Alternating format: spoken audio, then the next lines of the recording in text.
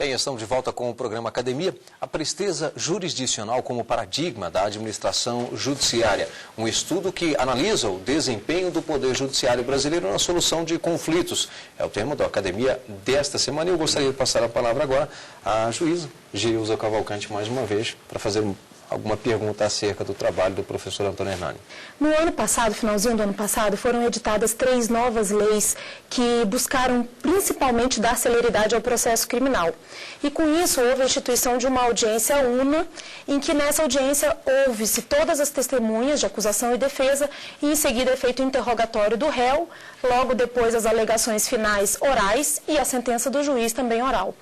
Em várias varas criminais isso já tem sido adotado, tem se conseguido realmente uma celeridade muito maior, mas, por outro lado, eu vejo que existem 2 realidades completamente distintas. Daquele réu que é patrocinado por um advogado constituído e que, portanto, ele tem pleno conhecimento da acusação desde a fase do inquérito, ele sabe muito bem quais são as teses, as linhas defensivas e sabe tudo o que há no processo e de 80% dos casos, ou talvez até mais, que são dos réus pobres, patrocinados pela Defensoria Pública e que algumas vezes estão presos e que, portanto, só vão ter contato com o defensor público nesse dia da audiência.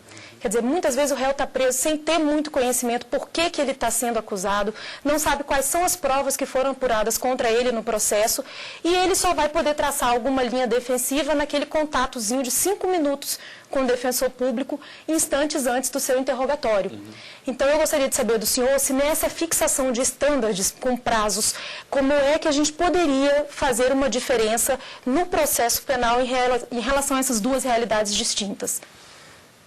A pergunta é muito interessante, muito, eu diria, própria, né? Ainda mais que a senhora lida com essa questão diariamente. Uma primeira abordagem que a senhora traz é a questão da deficiência, no caso da representação do réu, né? Ou seja, a defensoria, por limitações, por escassez de pessoas, não é? Aí ela acaba por não produzir o que se espera em termos de ampla defesa, enfim, de uma tese mais elaborada, diferentemente do que acontece com as pessoas que têm possibilidade de contratar um advogado. Eu diria que essa questão da defesa é algo que é essencial do sistema. Se nós temos, da mesma forma que se nós tivermos um processo lento, isso prejudica a parte, uma defesa improvisada, isso também vai prejudicar o direito da parte. E eu acho que a senhora colocou muito bem isso. Nós estamos aqui entre, às vezes, alguns atributos da jurisdição e a ideia de justiça, propriamente dita. É difícil, para mim, aquilatar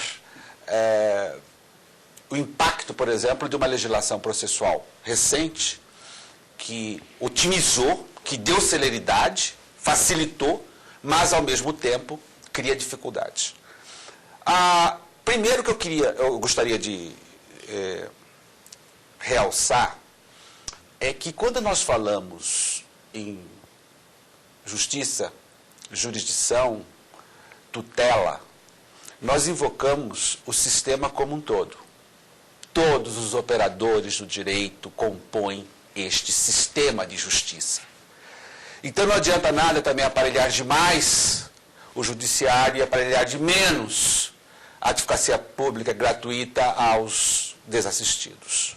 Então, a ideia, nesses casos, pelo que eu pesquisei, pelo que eu estudei, o juiz não está obrigado a cumprir literalmente aqueles prazos, não.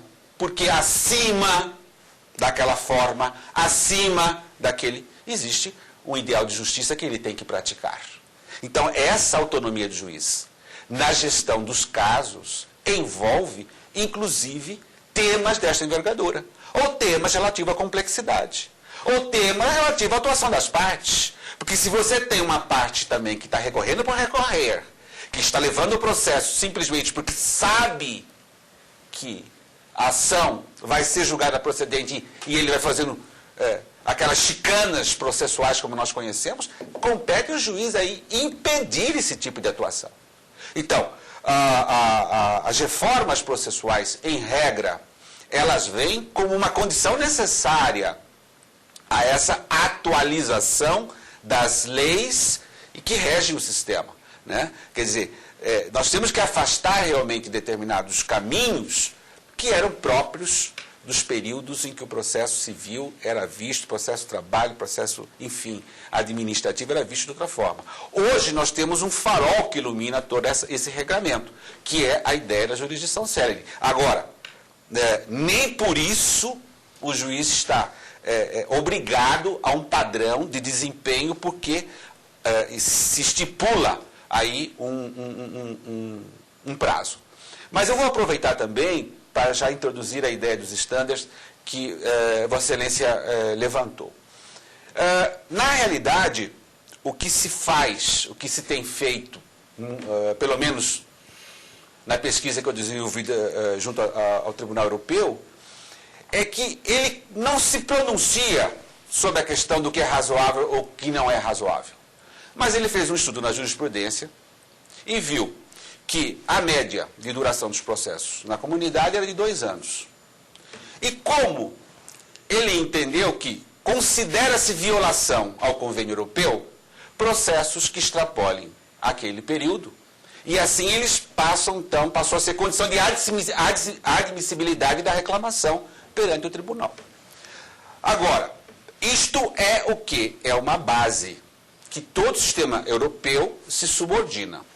Só que, ao chegar a reclamação, o tribunal vai examinar. O caso era complexo, o caso envolvia muitas partes, o caso dependia de perícia. Bom, então 2 anos aqui é pouco. E o juiz tem esta autonomia para. As partes aqui não agiram com a devida ética. Elas não patrocinaram as causas pelo bom direito. Elas não tinham, na verdade, aqui um direito a discutir. Elas tinham apenas o quê? Aquele espírito emulatório. Aquele espírito de não cumprir a lei. Bom, o juiz fiscalizou. Se o juiz fiscalizou e era direito da parte, tudo bem, não vou aplicar os 2 anos. Agora, vamos dar uma olhada. Quais são os casos complexos que nós temos? Quais são os casos em que as partes atuam assim? Nós temos um estudo que eu vi, que me chamou muita atenção. Feito pelo Supremo Tribunal Federal. Ele diz que 70% do tempo de um processo é tempo de prateleira. O juiz só fica com um processo dos 100%, 11%. 20%, quase 20% é o tempo da parte, o resto é tempo de prateleira. E este tempo morto? Eu não tenho como agilizar? Eu não tenho como interferir nele? Então, veja, e essa intervenção, óbvio, que ela parte da gestão processual, da gestão do magistrado, lógico, dentro de uma política a ser traçada. Por isso se fala, e eu cumprimento mais uma vez o CNJ, por estampar as suas políticas públicas de justiça, onde o julgamento em tempo razoável está lá colocado como uma política pública do judiciário brasileiro. Só que operacionalizar é algo que nós nunca vamos poder entender que o prazo da jurisdição do Amazonas vai ser igual ao prazo da jurisdição de São Paulo. E aí nós temos que olhar para o nosso próprio ordenamento jurídico. A Constituição, ela estabeleceu que os tribunais podem estabelecer, dentro da sua capacidade de processamento, prazos para que possam ser cumpridos pelos seus juízes. E é esta a ideia que eu desenvolvo a partir dos estándares, que é uma técnica, né, que não é fixa, que o estándar é sempre uma pauta móvel, e que o prazo vai variar com a capacidade que tem o sistema de dar vazão à sua demanda. João Marcos. Doutor Antônio Hernani, o senhor, no início das suas considerações, no início do programa, o senhor mencionou o princípio da eficiência, esculpido no artigo 37 da Constituição, por obra do Constituinte Reformador. E imediatamente mencionou a razoável duração do processo. Eu provoco o senhor a uma reflexão de natureza constitucional. A emenda de 98, na introdução do princípio da eficiência. Eu indago, antes de 98, o servidor público, genericamente falando, poderia ser ineficiente? Vale dizer, não se constitui aqui, mais uma vez, um exagero do nosso constituinte? Porque a ineficiência conduz a quê? A punição do servidor. E, repito, servidor no sentido lato do termo. Da mesma forma que com a emenda 45 trouxe a razoável duração do processo, a celeridade já estava implícita em outros fundamentos. Então, o que há? Qual é a lógica disso? Claro que não foi o princípio da eficiência que veio trazer o comportamento eficiente, o comportamento pautado pela boa conduta, pelo dever de racionalidade, pelo dever de economicidade. Porque isso é intrínseco ao próprio, a própria prestação de serviço público por parte do servidor, por parte do agente público.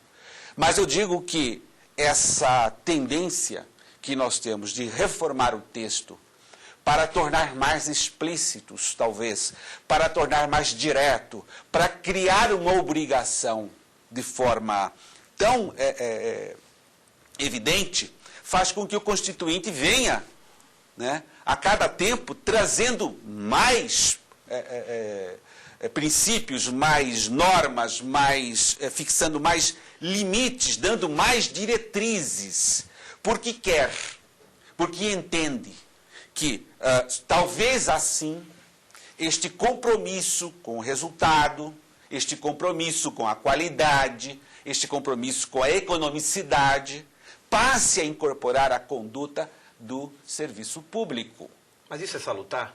Precisa ser via emenda constitucional? Não poderíamos lançar mão de uma legislação ordinária ao invés de promover esse inchaço da Constituição e, por consequência, desprestigiá-la? Então, eu discuto muito esse assunto no texto, porque eu insisto que não é pelo aumento da quantidade de regras, de leis, que nós vamos atingir esses objetivos.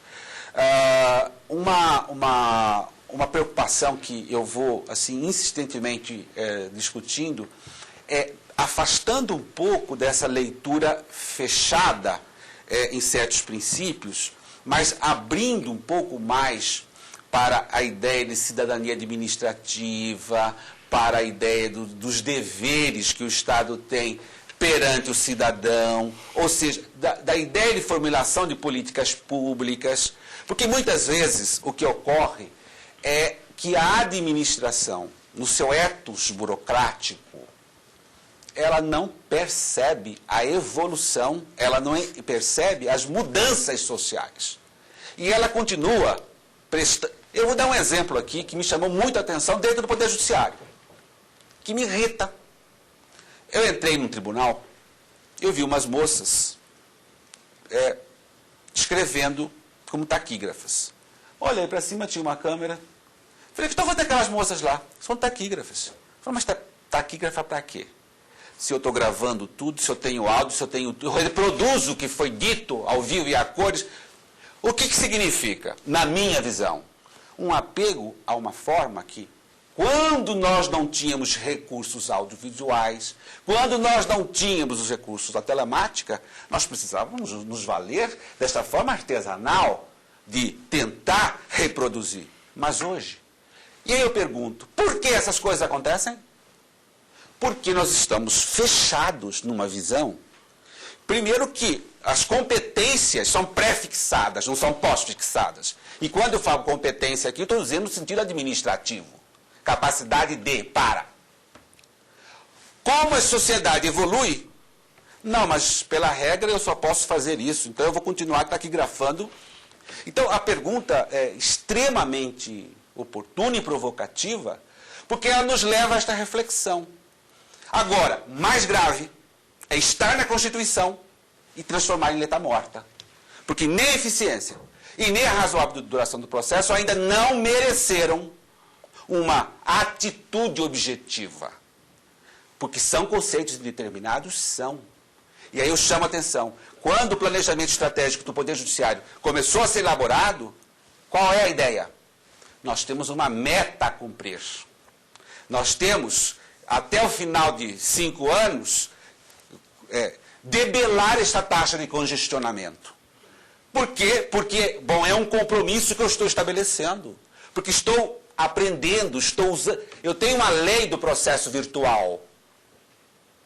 Da mesma forma, olha o impacto sobre o jurisdicionado. Eu vou ter processo mais célere. Mas adianta eu falar que isso é uma obrigação se eu não administrar, se o tribunal não administrar, não fixar um parâmetro. E o que é mais grave nisto é que aquele magistrado eficiente, aquele magistrado que cumpre com o seu papel, que trabalha em final de semana, passa desapercebido. Por quê? Porque a boa conduta também não é avaliada. Então, a nossa ideia de avaliação sempre foi para punir, não para prestigiar, não para... Né? E é evidente que essa lógica não é compatível. Daí eu coloquei na Constituição, daqui a pouco eu vou colocar mais. O que é e o que existe é maneiras novas de se trabalhar, maneiras novas de se organizar, e é por isso que eu trabalho esses temas todos dentro do tema presteza, porque eu entendo que essa palavra, ela traz de forma muito singela um grande compromisso. O Estado precisa prestar serviços, porque é para isso que ele existe. Bem, e você, acadêmico, traga o seu trabalho para ser debatido aqui com a gente. Para participar é fácil, basta enviar um currículo com o título do seu trabalho para o e-mail academia@stf.jus.br. Você fica agora com o perfil de um dos mais importantes juristas brasileiros, Rui Barbosa.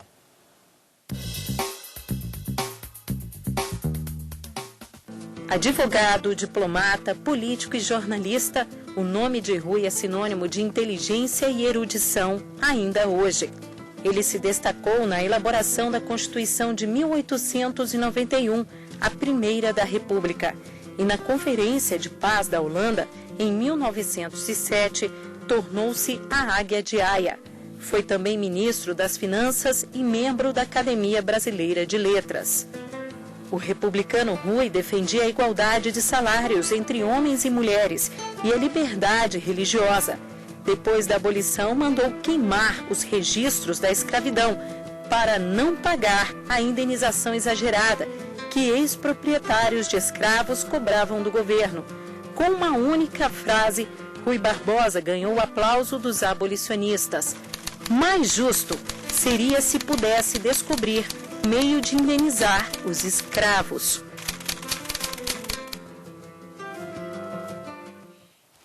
Bem, tá aí. Com este perfil, agradeço aqui a presença e a apresentação do Dr.